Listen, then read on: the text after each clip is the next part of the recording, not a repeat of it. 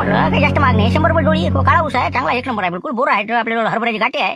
जे लागेल आपलं ते मकर संक्रांत सगळं सामान आहे. घेऊन घ्या म्हणलं, देऊन देऊ मग. हो 50 रुपये ऊस बापा लयच महाग लावलं तर इतकं महाग. आता इतकं मग काय करायचं? अरे म्हणलं काय काय काय ऊस भेटते तरी काय मग काय राजा, किती मेहनत घेतली त्याच्यावर. 10-12 सऱ्या होत्या आपल्या, कसं काढला आपला मिळाला मकर संक्रांतीले 4 पैसे होते बा. 50 रुपये म्हणजे काय झालं एका ऊसाचे. पाना ऊस किती मोठा आहे, उच्च आहे ना चांगला. पण लयच चला 20 रुपये ऊस विचार असते का काही बी आपलं.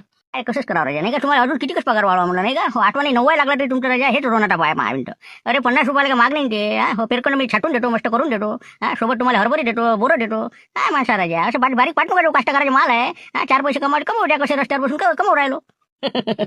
हाय बाकी राजा बोलता मस्त म्हणतो मी, नाही का? जाऊ द्या बा 80 रुपये जोडी लावून द्या, दोघं घेऊन राहिलो आम्ही. दोघाला 2 ऊस देऊन द्या आणि बाकीचं ते हरभरे गाठी जे काय असेल ते देऊन टाका मग. नाही अशी नाही म्हणलं, 100 रुपये घेऊन घ्या बा, नाही राहू तिकडे सळा चालते. जाऊ द्या, पाहिजे घ्या, नाही तिथे गाडी उभी आहे तुमची, चालू द्या. जाऊ द्या मला तिकडे 30 रुपयाने ऊस आहे, जाऊ द्या. चला तिकडे पुढे चला. कठीणच काम आहे काष्ट करायचं, नाही का? हो ना, मग सांगा बरं, आता जरा भाव टास करते रे लोकले का. कोणा 5 रुपयाची मेथीची गड्डी घ्यायला कोण तयार नाही, काय बेकार काम झालं काष्ट करायचे.